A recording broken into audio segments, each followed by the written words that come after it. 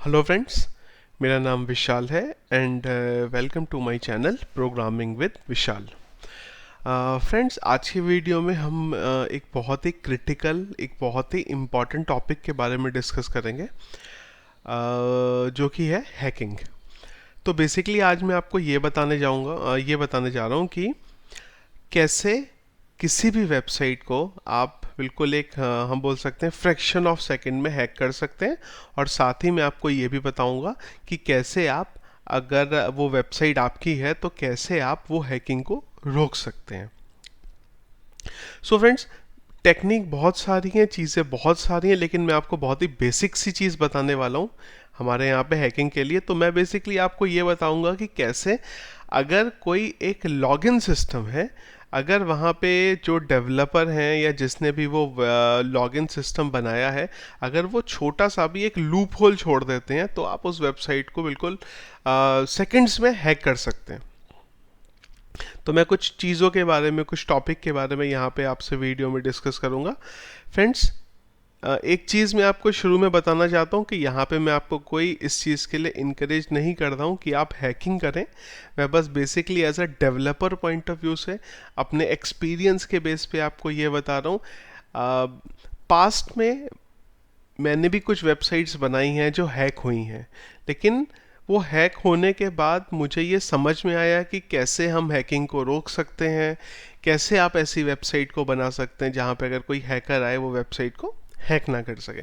सो मैं यहाँ पे स्टेप बाई स्टेप चल रहा हूँ। कुछ टेक्निक मैं आपको यहाँ पे लाइव में बताऊँगा करके, और कुछ चीज़ें ऐसी हैं जो मैं आपको खाली बताऊंगा, वो आपके रेफरेंस के लिए हैं जिसको आप आगे ध्यान रख सकते हैं। तो अभी हम क्या करेंगे, मैं एक लॉगिन पैनल आपके लिए बनाऊंगा और उसके बाद मैं आपको दिखाऊंगा कि कैसे वो सिंपल से लॉगिन पैनल को, अगर आपने एक छोटा सा लूप होल छोड़ा हुआ है तो उसको आप हैक कर सकते हैं। सो स्टार्ट करते हैं हम उसको। देखिए, मैंने एक यहाँ पे टेबल बनाई हुई है ऑलरेडी यूज़र नाम से। इसमें एक आईडी है, नेम है और एक पासवर्ड है। तो मैं क्या करता हूँ, सबसे पहले क्विकली एक लॉगिन सिस्टम बना लेता हूँ यहाँ पे। तो चलते हैं हम यहाँ पे। सबसे पहला काम, एक हम फॉर्म बना लेते हैं यहाँ पे फ्रेंड्स मैं HTML के बारे में कुछ ज़्यादा ध्यान नहीं दे रहा हूँ। मैं बेसिक एक टेबल में आपको यहाँ पे सिंपल सा एक लॉगिन का फॉर्म बना रहा हूँ। इसका UI देखने में कुछ अच्छा नहीं होगा, लेकिन मेरा यहाँ पे जो मेन फोकस है वो इस चीज़ के बारे में नहीं है कि UI देखने में कैसा होगा। चलते हैं TT। बहुत टाइम बाद मैं टेबल का कंटेंट लिख रहा हूँ, तो मेरे टैग भी थोड़े से गलत हो रहे हैं। नॉर्मली टेबल का यूज़ का ज़रूरत आज की डेट में हमें पड़ती नहीं है, हम सब कुछ डिव में ही करते हैं। इसको हम नेम ले लेते हैं और इसको हम पासवर्ड कर देते हैं। पासवर्ड को देखिए फ्रेंड्स, आपको, सॉरी ये टेक्स्ट होगा। पासवर्ड को आइडियली मुझे यहाँ पे इनपुट टाइप पासवर्ड करना चाहिए, लेकिन मैं उसको इनपुट टाइप टेक्स्ट कर दूँ, जिससे कि मैं आपको यह दिखा सकूं कि मैं लिख क्या रहा हूं उसके अंदर। सबमिट, ये बन गया हमारा। इसका एक मेथड डाल देते हैं, पोस्ट। चलते हैं अब यहाँ पे। सबसे पहला एक डेटाबेस की कनेक्टिविटी बना लेते हैं, mysqli_connect, और यहाँ से कर देते हैं लोकल होस्ट रूट। डेटाबेस का नाम है मेरा YouTube।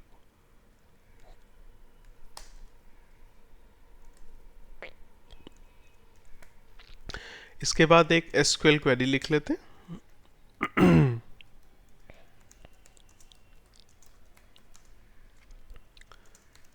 where name is equal to $name and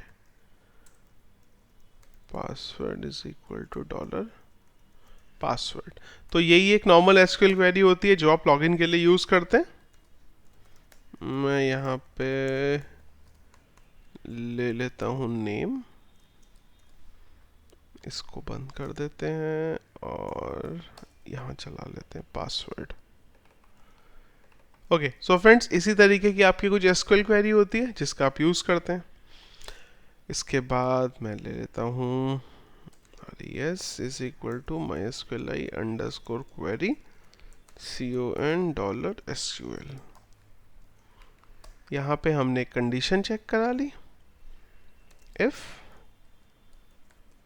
count of if mysqli underscore num underscore rows of res is greater than 0, मतलब यूजर ने करेक्ट लॉगिन डिटेल डाली है। एल्स उसे बोल देते हैं हम इको प्लीज एंटर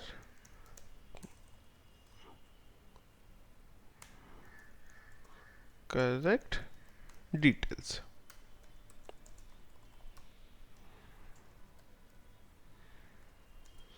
तो फ्रेंड्स देखिए, ये आपका एक सिंपल सा लॉगिन का मैंने स्क्रिप्ट बनाया है जो नॉर्मली लोग यूज़ करते हैं। क्या किया हमने, कनेक्टिविटी करी। एक काम करते हैं, इसे इफ इस सेट में डाल देते हैं, इफ इस सेट $_post सबमिट। ओके, सो यहाँ पे हमने क्या किया, जब हमारा फॉर्म सबमिट होगा वो टाइम पे हम कनेक्टिविटी करा लेंगे, नेम पासवर्ड को रिट्राइव कर लेंगे, एक एसक्यूएल क्वेरी डाल देंगे और हमारा ये बराबर चलने लगेगा। ठीक है, चलते हैं एक बार हमारे पेज पे। ठीक है, देखिए ये आ गया हमारे पास। अभी अगर मैं कुछ भी डिटेल डालूँ तो ये रॉन्ग एंड गलत बोलता है, और अगर मैं नेम में ये डालूँ, यहाँ 1 2 3 डालूँ तो ये वर्किंग बोलता है। परफेक्ट चल रहा है यहाँ पे। तो देखिए मतलब क्या हुआ कि जब तक आप करेक्ट लॉगिन डिटेल नहीं डालेंगे तब तक आपका ये बराबर नहीं चलेगा। अब एक काम करते हैं, इस एसक्यूएल क्वेरी को इको कर लेते हैं। तो देखिए एक br भी कर देते हैं यहाँ पे, इको br। फ्रेंड्स बहुत ही इंपॉर्टेंट चीज़ मैं आपको बताने जा रहा हूँ, ध्यान से मेरी बात को सुनिएगा आप। यहाँ पे देखिए अब क्या हुआ, यहाँ पे आपकी जो एसक्यूएल क्वेरी चल रही है वो क्या चल रही है, select star from user where name is equal to this and password is equal to this. कुछ गलत डाला मैंने तो मेरा यहाँ पे आ गया प्लीज एंटर करेक्ट डिटेल्स। अब ध्यान से देखिए मैं क्या करता हूँ, मैंने यहाँ पे कुछ भी डाल दिया। पासवर्ड के फील्ड में देखिए मैंने क्या डाला, single quotes space single quotes space और single quote 1 is equal to 1। अब देखिए क्या होगा, मैंने गलत लॉगिन डिटेल डाली है। आइडियली ये गलत लॉगिन डिटेल भी मैंने डाली है, तो मेरे पास क्या आना चाहिए, प्लीज एंटर करेक्ट डिटेल, ना कि वर्किंग आना चाहिए। जैसे ही मैंने यहाँ पे सबमिट किया तो देखिए क्या हुआ, वर्किंग आ गया। अब आप एसक्यूएल क्वेरी को ध्यान से देखिए, select star from user where name is equal to this and password is equal to this और दिस। देखिए क्या हुआ यहाँ पे, यहाँ पे आपकी जो ये कंडीशन थी ये तो फॉल्स रिटर्न कर दी थी, लेकिन जो मैंने यहाँ पासवर्ड में डाला था और single quote 1 is equal to 1 और यहाँ पे सिंगल कोट जो था वो अपने एसक्यूएल क्वेरी में बंद हो रहा है, इस चीज़ की वजह से आपका सिस्टम में लॉगिन हो गया। जबकि डेटाबेस के अंदर आपकी ये जो इन्फॉर्मेशन को अगर मैं रन करता हूँ, इसको एक बार हम रन करके देखते हैं, तो मेरे पास कुछ भी नहीं आएगा क्योंकि डेटाबेस में मेरे पास ऐसा कुछ पड़ा नहीं है। लेकिन अगर मैं ये पूरी एसक्यूएल क्वेरी को रन कर दूँ एंड बिकॉज ऑफ ये लाइन मेरे को देखिए रिकॉर्ड मेरे पास यहाँ पे आ गया। सो इसको हम बोलते हैं एसक्यूएल इंजेक्शन। एसक्यूएल क्वेरी में अपने किसी हैकिंग के कोड को डालना, इंजेक्ट करना। सो ये बहुत ही मेजर चीज़ होती है जो लोग ध्यान नहीं देते हैं लॉगिन बनाते टाइम पे। अब आप एज्यूम करिए आपने एक एडमिन पैनल बनाया है। अब क्या होता है, जब भी आप कोई एडमिन पैनल बनाते हैं तो नॉर्मली लोग क्या करते हैं, एडमिन पैनल को बनाने में उस फोल्डर का नाम रखते हैं /admin। अब मान लीजिए एक हैकर आया, उसने आपकी वेबसाइट को एक्सेस किया xyz.com/admin डाला और उसके बाद उसने अपना ये कोड डाल दिया। अब क्या होगा इसके बाद, वो आपके एडमिन पैनल के अंदर चला जाएगा। सो ये बहुत ही इंपॉर्टेंट चीज़ होती है हमारे वेबसाइट डेवलपमेंट में, एसक्यूएल इंजेक्शन। एसक्यूएल इंजेक्शन की हेल्प से कोई भी जना आपके सिस्टम के अंदर चला जाता है। सो ये चीज़ तो क्लियर हो गई। इस जो टेक्निक है इसको हम बोलते हैं एसक्यूएल इंजेक्शन। अब हम दूसरी चीज़ पे आते हैं, इसको रोक कैसे सकते हैं। इसको रोकने के लिए सबसे अच्छा और सिंपल सा तरीका जो है, बहुत सारे तरीके हैं, मैं आपको सबसे बेसिक तरीका बता रहा हूँ। वो एक फंक्शन है जिसका नाम है my SQLI underscore real underscore escape underscore string. अब हम इसको डालते हैं, आपको मैं बताता हूँ ये क्या करेगा। और यहाँ पे हमें डालना पड़ेगा कनेक्टिविटी, और यहाँ पे हमने डाल दी कनेक्टिविटी और इसे बंद कर दिया। तो MySQLi underscore real escape string क्या करता है, 2 पैरामीटर लेता है, कनेक्टिविटी और एक वेरिएबल का नाम। अब देखिएगा यहाँ पे क्या होता है। अब मैंने राइट क्लिक करके रीलोड किया तो देखिए क्या हुआ। जहां पे भी मेरा स्पेस आ रहा था वहां पे इसने एक स्लैश डाल दिया। अब देखिए मैं दोबारा गया, मैंने कुछ भी यहाँ टाइप किया और मैंने टाइप किया, तो ये देखिए इसने ये चीज़ यहाँ पे एक स्लैश डाल दिया। इस स्लैश की वजह से अब ये लॉगिन चलना बंद हो गया। MySQLi underscore real underscore escape underscore string, ये बहुत ही एक इंटरव्यू पॉइंट ऑफ व्यू से बहुत इंपॉर्टेंट क्वेश्चन है कि MySQLi underscore real escape string क्या करता है। सो बेसिकली इसका हम यूज़ करते हैं हमारे SQL इंजेक्शन को प्रिवेंट करने के लिए। ये 100% सेफ तरीका नहीं है, लेकिन आप इसको डेफिनेटली यूज़ कर सकते हैं एज अ बिगनर लेवल पे। ये तो बेसिकली फ्रेंड्स एसक्यूएल इंजेक्शन रहा। दूसरी चीज़ मैं हमेशा आपको रेकमेंड करूँगा, जब भी आप किसी वेबसाइट पे काम करें, पीएचपी में काम करें, तो 2 चीज़ों का हमेशा ध्यान रखिए। जब भी पोस्ट के थ्रू आप कोई रिक्वेस्ट ले रहे हैं या गेट के थ्रू कोई रिक्वेस्ट ले रहे हैं और उस चीज़ का यूज़ आप अपने डेटाबेस से कम्युनिकेट करने में ले रहे हैं, तो हमेशा उसको MySQLi underscore real escape string से ज़रूर पास करें। ज़रूर, मैंने आपको यहाँ पे एक वर्ड बोला है। अगर आप ये नहीं करेंगे तो हैकर 1 मिनट के अंदर आपके पूरे डेटाबेस को हैक कर सकता है। मैं यहाँ पे प्रैक्टिकली आपको एग्जांपल नहीं बताऊंगा, क्योंकि अगर मैं बताऊं तो वो यूट्यूब की गाइडलाइन के अगेंस्ट भी जा सकता है, और उससे में भी हो सकता है कि यूट्यूब मेरे चैनल को ही हटा दे, इसलिए मैं वो आपको यहाँ पे लाइव एग्जाम्पल नहीं बता रहा हूँ। बेसिकली मैं ये बता रहा हूँ कि जब भी कोई पोस्ट में रिक्वेस्ट आए और जब भी आपके पास कोई गेट में रिक्वेस्ट आए, index.php ID is equal to 1, हम लोग इस तरीके से वेबसाइट को चलाते हैं। और अगर आपका किसी भी जने ने यहाँ पे एक सिंगल कोट या जो मैं आपको वहाँ पहले बता रहा हूँ वो डालने का ट्राई करेगा, तो फिर से आपका एसक्यूएल इंजेक्शन हो जाएगा। तो जब भी आप URL से कोई रिट्राइव करें या पोस्ट से कोई रिट्राइव करें, तो हमेशा MySQLi underscore real underscore escape underscore string का यूज़ करें। 100% मैंडेटरी। आज से एक अपना एक थंब रूल बना लीजिए आप वेब डेवलपमेंट में।